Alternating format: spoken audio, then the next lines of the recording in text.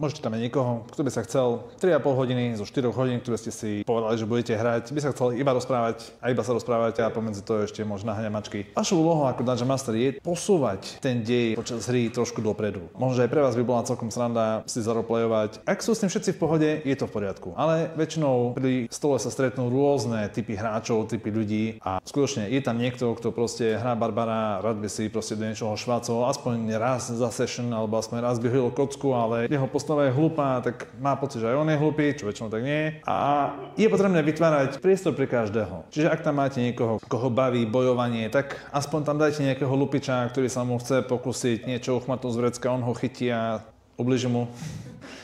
A taktiež, keď tam máte niekoho, kto proste strašne rád zvádza všetko, čo vidí, tak dajte tam nejakého mladého junáka, ktorého by mohli zviesť, alebo mladú devu. Vytvorite tú session v podstate pre každého, tak aby sa tam každý našiel a aby sa každý zabavil. Vrátane vás.